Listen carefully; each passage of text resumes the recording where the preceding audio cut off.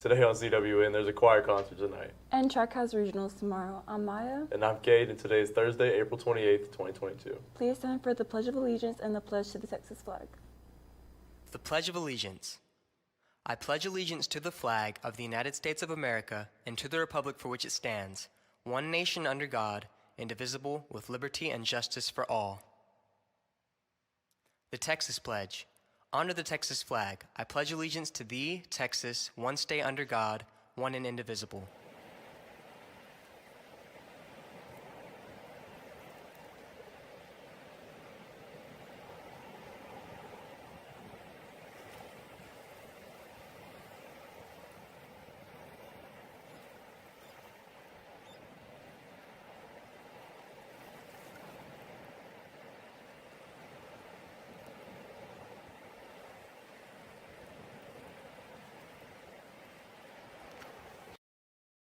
Thankfully, Coach Lamb is finally back from his conference. He went to the broadcasting conference in Las Vegas. He has a lot of new information that we'll be able to see tomorrow. He's making a video. Make sure we check it all out.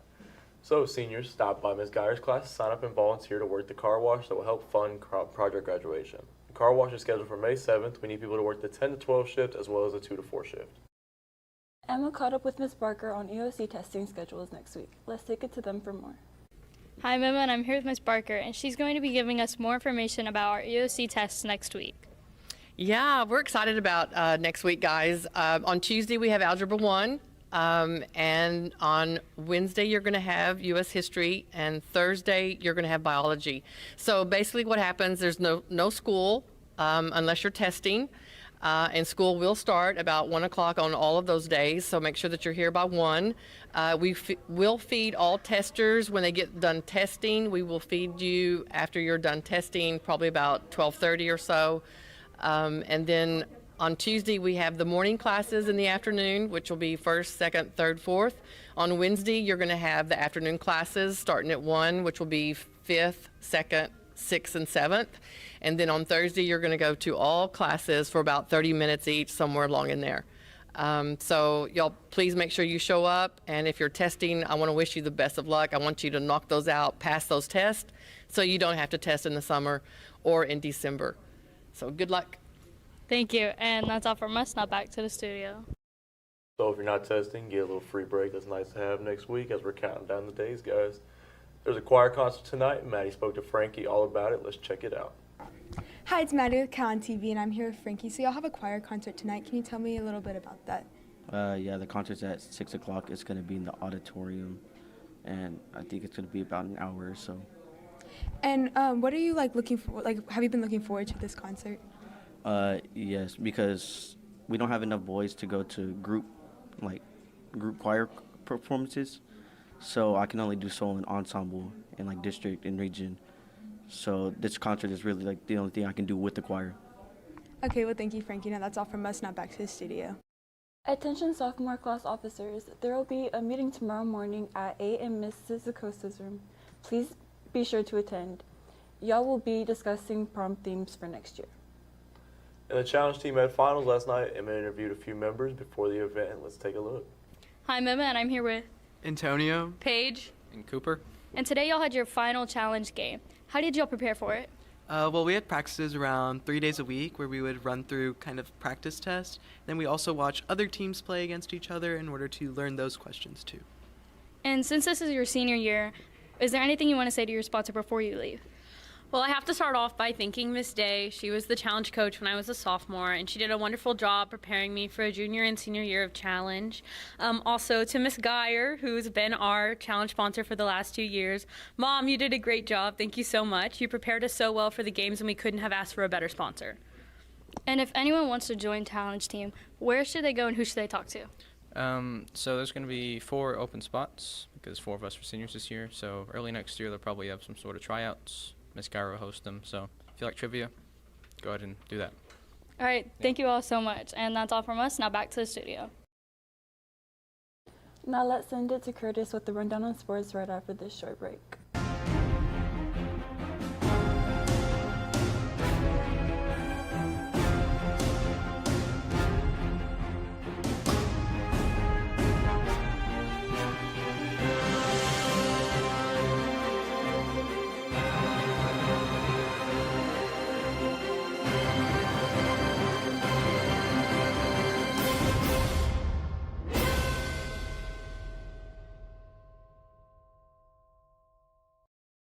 Thank you, Maya, and good morning, Wildcats. Kate and I talked with Cole about some of the professional spring sports going on right now. Let's take it to the Pro Cats Den.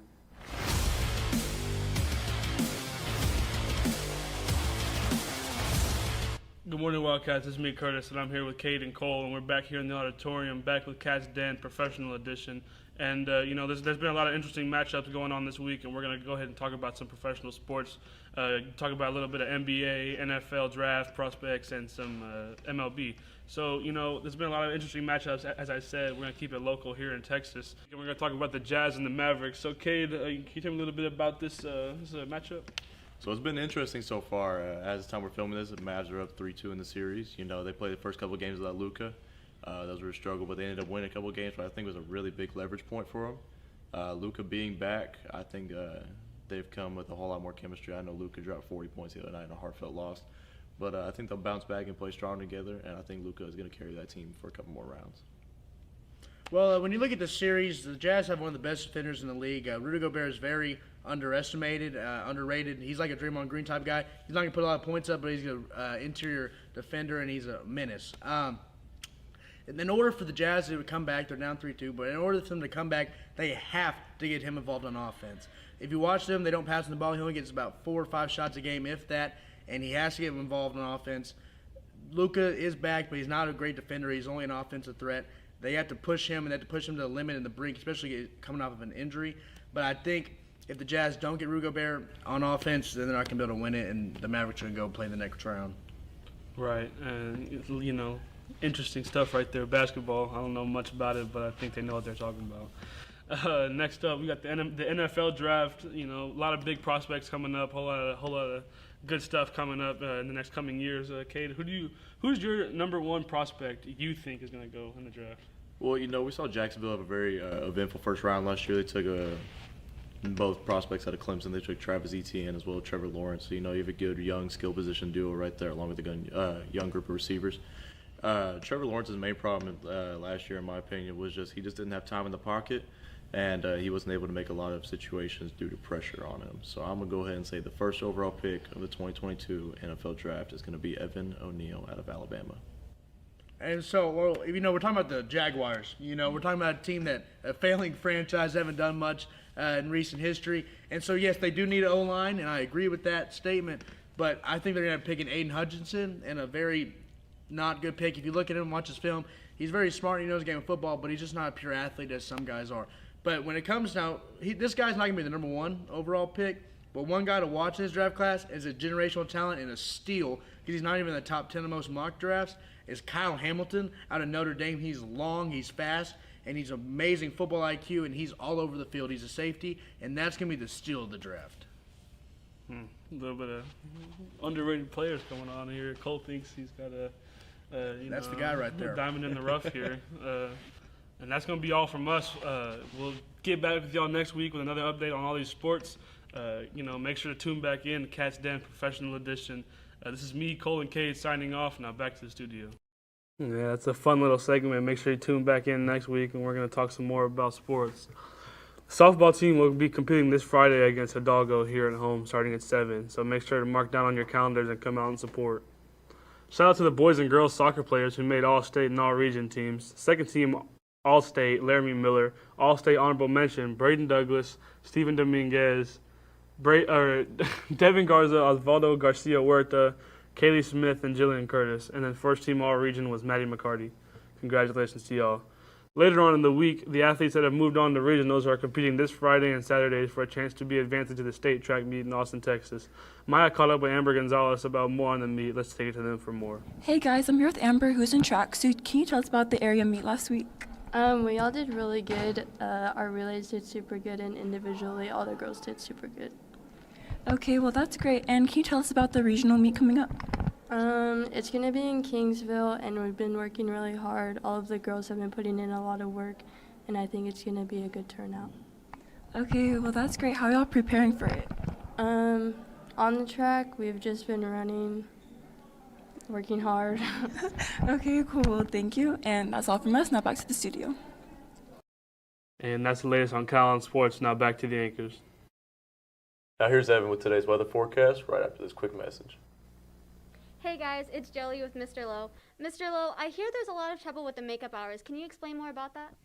I'll try to. So those of you that have makeup hours, there's two ways you can do it to makeup hours. The first way is to physically be here.